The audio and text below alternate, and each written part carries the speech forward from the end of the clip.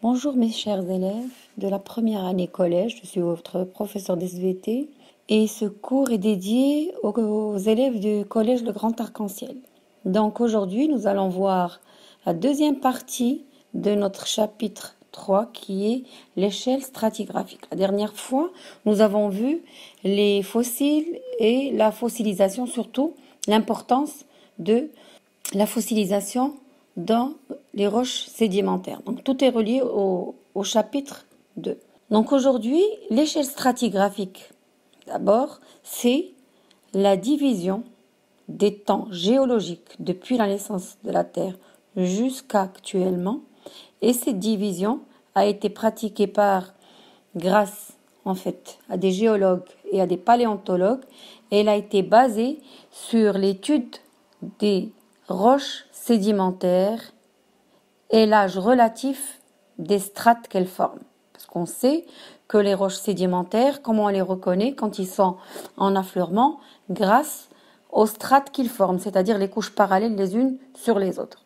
Donc c'est grâce à ça qu'on a pu diviser les temps géologiques. Donc au cours des temps, les géologues et les paléontologues sont arrivés à poser une échelle stratigraphique qui permet de diviser le temps histogéologique depuis la naissance de la Terre jusqu'à actuellement en ères, et ils ont divisé chaque ère en périodes. Comment ils s'y ont pris? Les limites entre deux ères sont importantes. Elles sont imposées par une modification réelle et importante des végétaux et des animaux fossiles. C'est-à-dire la limite entre deux ères, elle intervient au moment où il y a un grand changement en ce qui concerne les êtres vivants fossiles de ces périodes. D'accord ? Les limites, par contre, entre les périodes à l'intérieur d'une ère correspondent à des modifications qui sont moins importantes. Des apparitions, des fois, de nouveaux êtres vivants. Donc, ça ne va pas être un grand changement au niveau paléontologique et historique. D'accord ?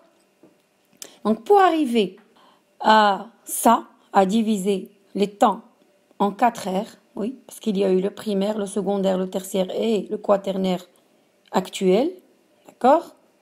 C'est grâce à la datation, d'accord? La datation ou la chronologie relative. Quand on dit relative, ça veut dire qu'on n'est pas sûr à 100% de la date. C'est pas des dates précises, mais c'est des périodes. Mais quand on parle de datation absolue, vous allez voir plus tard dans cette vidéo, c'est absolu. Donc, la datation ou la chronologie relative conduit à classer les temps et les événements les uns après les autres dans une frise et les fonder sur un certain nombre de principes. Donc, on va commencer par la datation relative et on va voir les principes que les géologues ont utilisés pour cette datation. Mais on ne pourra pas voir tous les principes qui ont été utilisés depuis leur découverte. Donc on verra vraiment les 3 plus importants dans ce chapitre. Donc là, on va commencer par voir la datation relative, comme je vous ai dit. Donc la datation relative ici, on va se baser sur 3 principes seulement. Le principe de superposition, le principe de continuité et le dernier principe d'identité paléontologique. Donc on commence par le principe de superposition. Donc vous voyez le schéma qui s'affiche en face de vous. Nous avons ce qu'on appelle une colonne stratigraphique. Donc le schéma que vous voyez là, les colonnes stratigraphiques pour étudier les principes, c'est ce que vous avez en face de vous. C'est une colonne qui comporte plusieurs strates. Alors ici, les strates sont bien sûr avec des lettres, du plus ancien au plus récent. Donc, bien évidemment, le plus ancien, c'est le strate A, ensuite c'est le B, ensuite c'est le C, D, E, F, G, H, et I, c'est le plus récent, c'est celui qui s'est déposé en dernier. Jusqu'ici, on est bien d'accord. Donc, ce principe de superposition, qu'est-ce qu'il veut dire? Alors, si on veut dater, si on vous demande ici de dater la couche D, par exemple.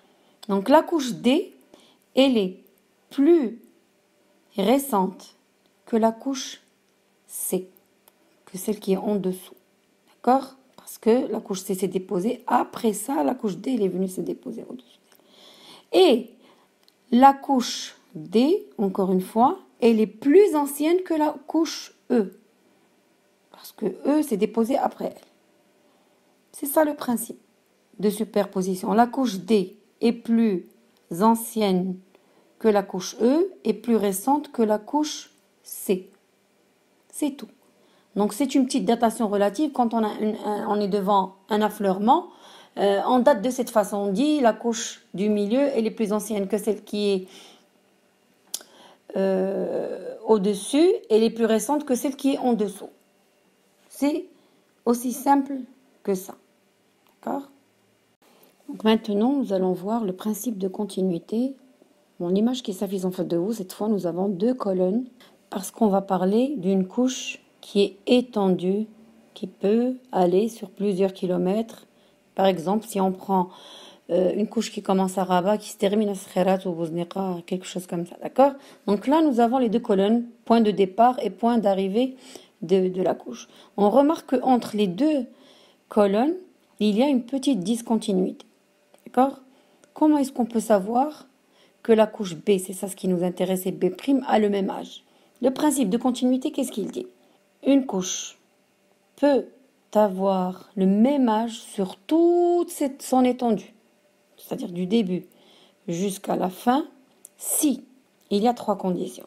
Première condition, si elles ont le même lit, c'est-à-dire elles ont la même roche au niveau inférieur, c'est-à-dire en dessous. Et si elles ont le même toit, ça veut dire sur toute leur étendue, ça veut dire qu'elles ont la même roche en dessus. Troisième condition, ils doivent avoir le même fossile. La couche B doit contenir le même fossile sur toute sa longueur. On peut dire qu'elle a le B et B' ont le même âge sur toute leur étendue. C'est la même couche. La petite discontinuité, ça a été un accident. Peut-être qu'il y a eu à un certain moment une érosion, un éboulement, un phénomène géologique qui a fait disparaître le petit morceau entre les deux. C'est ça, en fait, le principe de continuité. Mais bon, ce principe ne peut pas aller sur des milliers de kilomètres. C'est restreint, ça ne dépasse pas les 60 kilomètres, 70 grand maximum. D'accord? Principe de continuité. Maintenant, on va voir le troisième principe, c'est le principe d'identité paléontologique. Déjà, le mot paléontologique, ça veut dire qu'on va parler de fossiles, et ici de fossiles stratigraphiques, c'est-à-dire les fossiles qui ont existé pendant un certain moment et qui ont disparu, comme le trilobite, l'ammonite ou le nummulites. Donc ici, vous avez en face de vous l'image qui s'affiche, deux colonnes aussi. Sauf que là, il y a une grande distance qui peut les séparer. Qu'est-ce qu'il dit ce principe? Toute strate comportant le même fossile stratigraphique a le même âge, quelle que soit la roche qui le constitue et quelle que soit la distance qui sépare ces deux colonnes. C'est-à-dire, je vous donne un exemple. On trouve une roche argileuse, de l'argile, d'accord, avec de l'ammonite à l'intérieur. On trouve aux États-Unis du grès avec de l'ammonite à l'intérieur. Même fossile stratigraphique. Ces deux roches, même si c'est pas la même roche, c'est-à-dire c'est l'argile et l'autre c'est le grès, elles ont le même âge, d'accord? Elles ont le même âge, quel que soit leur éloignement. Parce que c'est l'ammonite qui détermine l'âge. Pourquoi? L'ammonite, il a existé seulement pendant le secondaire. Donc, quand on trouve ce genre de roche, ici de l'argile, du grès aux États-Unis, on dit que ces deux roches se sont constituées dans le secondaire, parce qu'on sait que l'ammonite a vécu dans le secondaire. Donc, c'est une datation relative qui nous emmène dans une période, bien sûr, c'est des millions d'années, mais ça reste quand même une datation. Donc, ça a permis quand même d'aider à faire l'échelle. Mais ces trois principes, bien sûr, ne peuvent pas nous emmener aussi loin dans la division parce qu'on n'a pas de date bien précise. Comment ils ont pu faire les aires, les limites des aires, comment ils ont pu faire les limites des périodes? Et bien là, on va voir la datation absolue. Donc là, on va passer à la datation absolue. Alors la datation absolue, elle va s'appuyer sur la radioactivité qui se trouve dans les roches sédimentaires ou les fossiles. D'accord? Alors la radioactivité, je pense que vous avez déjà entendu parler de ça en ce qui concerne les bombes nucléaires. Je crois que c'est l'exemple le plus normal que vous connaissiez à votre âge. Donc vous savez qu'une bombe nucléaire, elle marche avec la radioactivité de l'uranium ou plutonium. D'accord? Alors, nous, aujourd'hui, on va voir le carbone 14 et l'uranium 238. Commencez d'abord par le carbone 14. Alors, le carbone 14, c'est une molécule qui se trouve dans l'atmosphère, d'accord? Mais c'est une molécule qui est instable, qui est radioactive, ça veut dire qu'elle se désintègre. Elle se désintègre et elle change en autre chose. Donc ce carbone 14, comment il va se retrouver dans des fossiles? Parce que c'est surtout au niveau des fossiles qu'on va trouver le carbone 14. Donc le carbone 14, il se lie à l'atome oxygène dans l'atmosphère et il nous donne le CO2. D'accord? Le CO2 qui est nécessaire à la photosynthèse chez les plantes. Donc, dans tous les végétaux, on va trouver du carbone 14.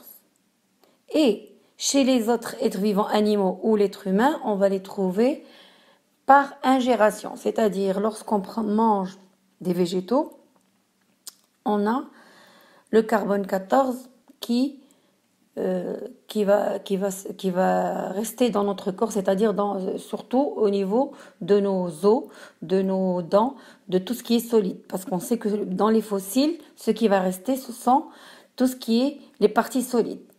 D'accord? Donc chez les plantes, c'est par photosynthèse que c'est assimilé. Chez les autres êtres vivants, comme les animaux et l'homme, c'est par ingération, c'est-à-dire qu'on mange, on le mange. Donc ce carbone 14, je vous ai dit qu'il se désintégrait. D'accord, qu'il changeait. Mais tant que l'être vivant est vivant, il se renouvelle.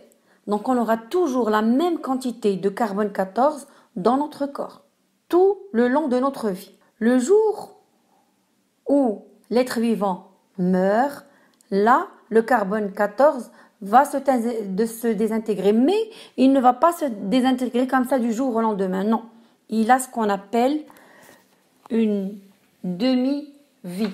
Alors la demi-vie, c'est quoi? La demi-vie, c'est le temps mis par une substance, ici radioactive, comme le carbone 14, pour perdre la moitié de son activité radioactive. Alors ce qu'il faut savoir, c'est que dans l'atmosphère, il n'y a pas que le carbone 14, il y a le carbone 12. D'accord? Comme vous voyez sur cette image. Donc le carbone 12 est beaucoup plus abondant dans l'atmosphère parce que le carbone 12, il est stable, il ne change pas, il ne se désintègre pas, il n'est pas radioactif. C'est le carbone 14 qui est radioactif et c'est lui qui s'associe avec le O2. D'accord?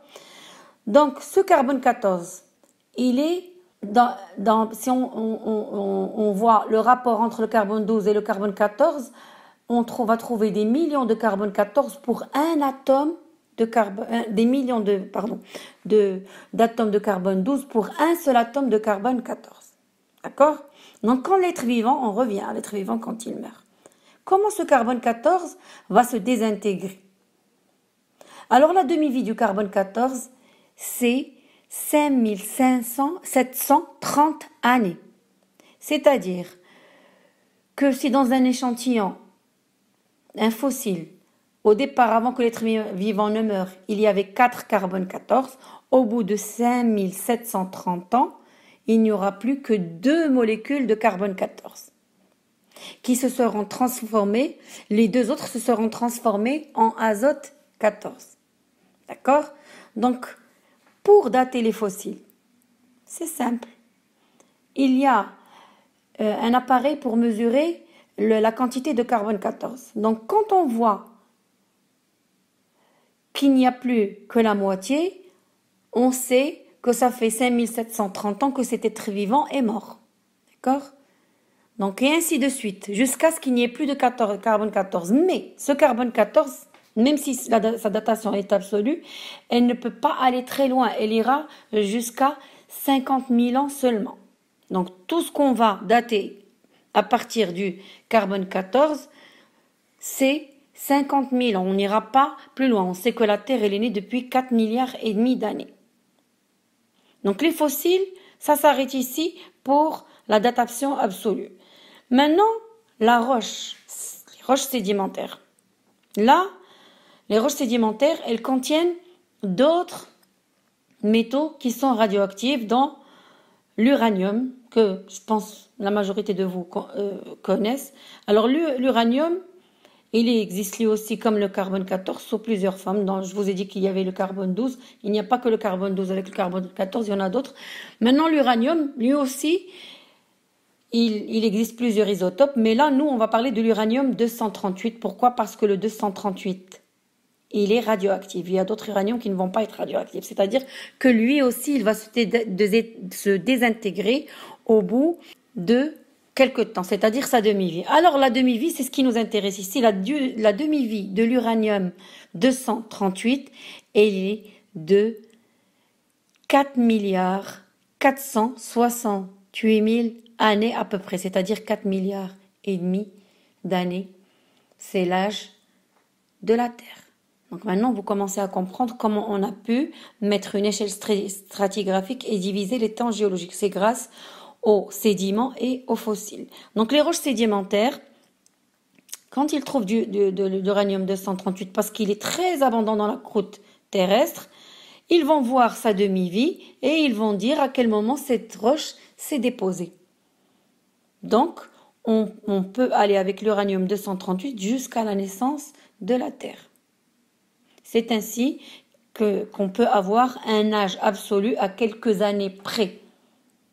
C'est pour ça qu'on dit absolu. C'est comme ça qu'on a su que le trilobite vivait dans l'ère primaire. D'accord? Il y a 540 millions d'années. C'est comme ça qu'on a su que l'ammonite, il vivait dans le secondaire et ainsi de suite. Et c'est comme ça que on a fait l'ère primaire, l'ère secondaire, l'ère tertiaire jusqu'à actuellement. Et c'est comme ça qu'on a su qu'il n'y avait pas de vie avant l'ère primaire et qu'ils ont dit qu'il y avait peut-être des êtres unicellulaires, mais étant donné qu'ils n'ont pas de corps solide, ils n'ont pas pu les dater. Ça reste juste des hypothèses, mais des hypothèses assez sérieuses. Donc c'est comme ça qu'on fait la datation. Donc en ce qui concerne la demi-vie, le carbone 14 et l'uranium, vous verrez ça, je ne vais pas rentrer dans les détails. Vous allez voir ça en physique, en terminale. Donc, on a fini cette partie de l'échelle stratigraphique.